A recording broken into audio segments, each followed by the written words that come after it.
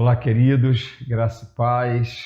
É um prazer e um privilégio estar aqui mais uma vez para compartilhar com vocês uma palavra diretamente do coração de Deus, do coração da sua palavra, a Bíblia Sagrada, que é uma palavra de esperança, uma palavra de fé, uma palavra de vitória, uma palavra para aqueles que precisam renovar a sua esperança no Senhor. Está registrado aqui no livro de Juízes, no Antigo Testamento, no capítulo 6, é a história de Gideão. Você já deve ter lido, já deve ter acompanhado esse episódio tremendo da época dos Juízes, quando, mais uma vez, Israel não dá ouvidos à voz do Senhor e, pela sua desobediência, para corrigi-lo como povo de Deus, Deus entrega Israel mais uma vez nas mãos dos seus inimigos. Porque é sempre assim, aonde há desobediência, o amor de Deus entra em ação para nos corrigir, e essa correção de Deus é do jeito que Deus planeja, é do jeito que Deus projeta, sempre visando o nosso bem, ainda que nós não entendamos. Nós vamos ver nesse episódio, nesse texto, que quando Deus envia um anjo para falar com Gideão, e chama Gideão de um homem valoroso, de um homem valente, ele pergunta para Deus o que foi feito de todos os grandes feitos, de todas as grandes vitórias que o Senhor havia dado a Israel. Se ele era um homem valente, um homem valoroso, por que ele estava naquela situação e por que o povo dele estava naquela situação? Vamos à leitura para a gente entender melhor. Servidão sobre os midianitas. Porém, os filhos de Israel fizeram o que parecia mal aos olhos do Senhor, e o Senhor os entregou nas mãos dos midianitas por 7 anos. Prevalecendo a mão dos midianitas sobre Israel, fizeram os filhos de Israel para si, por causa dos midianitas, as covas que estão nos montes, e as cavernas e as fortificações. Porque sucedia que, semeando Israel, subiam os midianitas e os amalequitas, e também os do Oriente contra eles subiam, e punham-se contra eles em campo, destruíam a novidade da terra até chegarem a Gaza, e não deixavam mantimento em Israel, nem ovelhas, nem bois, nem jumentos, porque subiam com seus gados e tendas, vinham como gafanhotos em tanta multidão que não se podia contar, nem eles, nem seus camelos, e entravam na terra para destruir. Assim, Israel ficou muito debilitado e empobrecido pela presença dos midianitas. Então os filhos de Israel clamaram ao Senhor. E sucedeu que, clamando os filhos de Israel ao Senhor, por causa dos midianitas, enviou o Senhor um profeta aos filhos de Israel que lhes disse: assim diz o Senhor Deus de Israel: do Egito vos fiz subir e vos tirei da terra da servidão. Vos livrei das mãos dos egípcios e da mão de todos quantos vos oprimiam, e os expeli diante de vós, e a vós dei a sua terra. E vos disse: eu, Senhor vosso Deus, sou o Senhor. Não temais aos deuses dos amorreus, em cuja terra habitais, mas não destes ouvidos à minha voz. Então o anjo do Senhor veio e assentou-se debaixo do carvalho que está em Ofra, que pertencia a Joás, e Gideão, seu filho, estava malhando o trigo no lagar para o salvar dos midianitas. Então o anjo do Senhor lhe apareceu e lhe disse: o Senhor é contigo, varão valoroso. Mas Gideão lhe respondeu: ai, Senhor meu, se o Senhor é conosco, por que tudo isto nos sobreveio? E o que é feito de todas as suas maravilhas que nossos pais nos contaram, dizendo: não nos fez o Senhor subir do Egito? Porém agora o Senhor nos desamparou e nos deu nas mãos dos midianitas. Então o Senhor olhou para ele e disse: vai nesta tua força e livrarás a Israel da mão dos midianitas. Porventura não te enviei eu? E ele lhe disse: ai, Senhor meu, com que livrarei a Israel? Eis que a minha família é mais pobre em Manassés, e eu, o menor da casa de meu pai. E o Senhor lhe disse: porquanto eu hei de ser contigo, tu ferirás os midianitas como se fosse um só homem.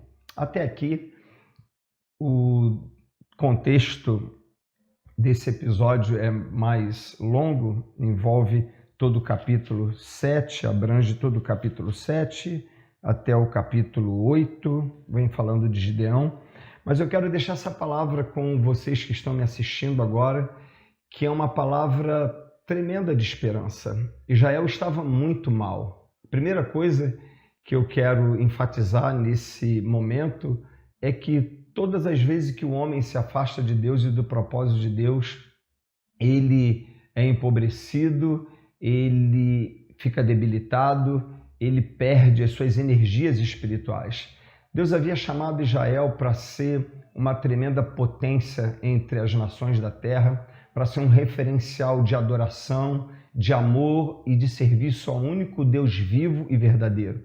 Deus escolheu Israel para revelar a sua verdade aos povos daqueles tempos em seu derredor, e após a morte de Josué, a Bíblia diz que Israel se corrompeu, Israel se afastou desse propósito original do Senhor, e Deus levanta então os juízes para que pudessem administrar a justiça em Israel, para dar direção ao povo, para orientar o povo e para manter o povo alinhado com o propósito de Deus.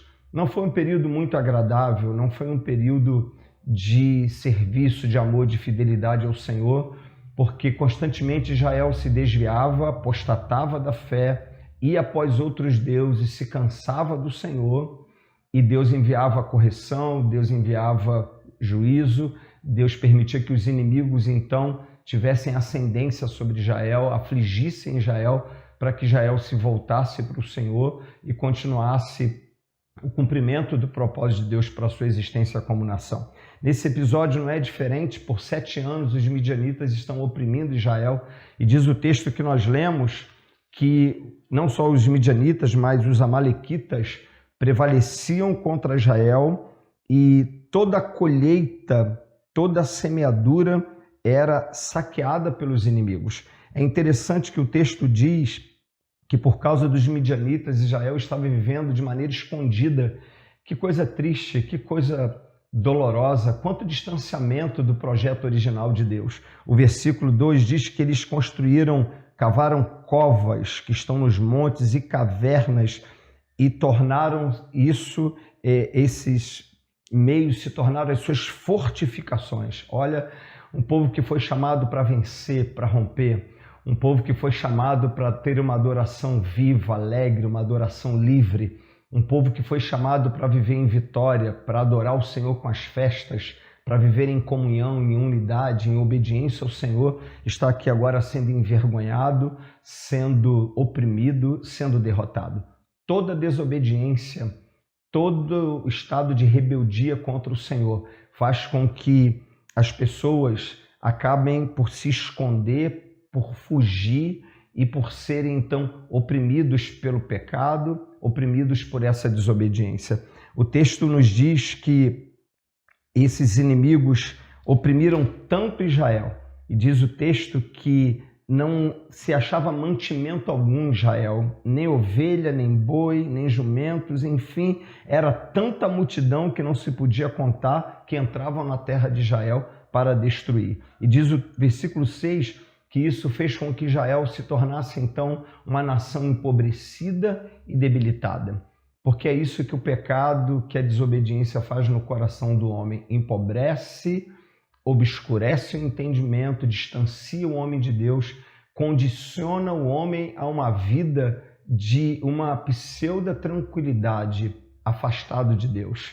Há um empobrecimento espiritual, há um empobrecimento emocional, intelectual aos olhos de Deus, porque toda inteligência, toda sabedoria humana sem a presença de Deus, Paulo chama isso de ignorância. É um termo forte, mas é assim que Deus classifica o homem que se acha sábio aos seus próprios olhos, distante da verdadeira sabedoria divina. E o texto continua dizendo que, clamando então Israel ao Senhor, Deus enviou um profeta para advertir Israel, para lembrá-lo da sua desobediência, para lembrá-lo da sua origem, mas que, apesar de Deus orientar e advertir, o versículo 10, na sua parte final, diz que a palavra do profeta a Israel é que Israel não deu ouvidos à voz do Senhor. Então Deus, por misericórdia, porque a misericórdia de Deus é infinita, a graça e a bondade de Deus, a benignidade do Senhor duram para sempre. Diz que Deus resolve então enviar um anjo por causa do clamor da nação, e esse anjo se revela a Gideão. E a primeira coisa que o anjo diz quando aparece para Gideão é chamar Gideão de homem valoroso. E o Senhor dá então uma missão a Gideão. Embora Gideão questionasse inicialmente, dizendo: Senhor, o que é feito de tudo que o Senhor já fez e disse, por que tudo isso nos sobreveio? E o Senhor então, ele insiste em dizer a Gideão que Gideão seria um instrumento que ele, o Senhor, iria usar para livrar Israel das mãos dos seus inimigos. O Senhor encoraja Gideão num tempo de crise. O Senhor fortalece a fé de Gideão. Embora Gideão se achasse o menor da casa do seu pai, se achasse muito improvável de ser usado por Deus para uma missão tamanha, o Senhor continua encorajando Gideão. É muito lindo quando o Senhor diz: vai nessa tua força, porque você vai livrar Israel. Sou eu que estou te enviando. Ainda que Gideão estivesse também emocionalmente debilitado, estivesse se sentindo também empobrecido, talvez emocional e espiritualmente, diante de toda aquela crise da opressão que a nação estava vivendo, o Senhor mesmo assim encoraja Gideão e diz uma palavra poderosa para ele: tu ferirás os midianitas como se fosse um só homem. Eu quero encorajar você a pensar nessa palavra. Mais adiante, você vai ver que quando Deus dá estratégias a Gideão, e Gideão seleciona os homens que vão para a batalha, eram milhares de homens, e nessa seleção 300 são escolhidos. Há uma palavra que me chama muita atenção aqui, quando Gideão diz que todos aqueles que fossem tímidos e medrosos deveriam voltar para casa. É um texto que Deus dá estratégia e sabedoria a Gideão, e com aqueles 300 homens que lamberam as águas, o Senhor diz a Gideão: com esses homens ele ia livrar Israel. Eu quero animar você. Talvez você esteja vivendo um momento difícil, talvez você esteja vivendo um momento que em alguma área da sua vida você esteja se sentindo empobrecido, se sentindo debilitada ou debilitado. Talvez você esteja, de alguma forma, enfrentando com muita dificuldade esse tempo de pandemia mundial. Talvez você esteja enfrentando um momento de batalha na área financeira, ou nas suas emoções, ou algum outro conflito. Mas eu quero dizer para você que esse é um tempo de você ser encorajado pelo Senhor e pelo poder da sua palavra. Esse é um tempo de você permitir que o poder do Espírito Santo fortaleça você para o desafio que está diante dos seus olhos. Quando Deus levanta Gideão no momento de crise. E quando Gideão faz um questionamento do que havia sido feito de todas as promessas do Senhor, o Senhor diz a Gideão que é exatamente ele que Deus iria levantar para ser uma resposta, para ser uma voz profética, para ser um libertador no tempo de crise, no tempo de opressão. Eu quero dizer para você que está me ouvindo, que está me assistindo, que não importa a crise, a dimensão da crise ou a opressão que o sistema do mundo ou que o nosso inimigo queira impor contra nós. A palavra de Deus nos garante que sou eu e que é você, a pessoa que Deus quer levantar com autoridade profética, com fé, para ser um libertador, alguém que vai quebrar cadeias, alguém que vai trazer luz ao entendimento daqueles que estão em escuridão, daqueles que estão oprimidos pelo diabo, oprimidos pelo pecado, ou oprimido e aprisionado pelas circunstâncias. As adversidades, as circunstâncias contrárias a mim e a você, nós já temos ouvido isso há algum tempo, elas não vêm para nos derrotar, não vêm para nos oprimir, para nos abater. São oportunidades que Deus nos dá para que nós nos posicionemos de acordo com a sua palavra e tomemos autoridade para agir como profetas de Deus para essa geração. Eu quero encorajar você a levantar a sua cabeça se você anda cabisbaixo. Eu quero animar o seu coração com essa palavra, você se posicionar como homem, como mulher, como jovem, como um adolescente, não importa a sua faixa de idade, assim como Deus levantou Gideão, assim como Deus levantou Davi num tempo de opressão para libertar uma nação, Deus é o mesmo. O Espírito dele está à minha e à sua disposição para alegrar o nosso coração, para fortalecer a nossa fé, para renovar o nosso ânimo e nós tomarmos uma posição profética, uma posição de autoridade e declarar a vitória de Deus sobre a sociedade, sobre a igreja, de dentro para fora da igreja para esse mundo que precisa de Jesus. Uma palavra de esperança, uma palavra de fé, uma palavra de vitória. Devemos sim iluminar as trevas, devemos sim confrontar o mundo no seu pecado, na sua desobediência, sim. Assim como Israel desobedeceu e isso gerou opressão, pobreza e morte. Assim o mundo dos nossos dias está, mas nós devemos nos posicionar como Gideão. Não somos pessoas que fomos chamados para viver debaixo de opressão, fomos chamados para a liberdade, fomos chamados para romper na fé do Evangelho e mesmo no tempo de crise, pregar uma palavra de vitória, de salvação, de arrependimento, de libertação.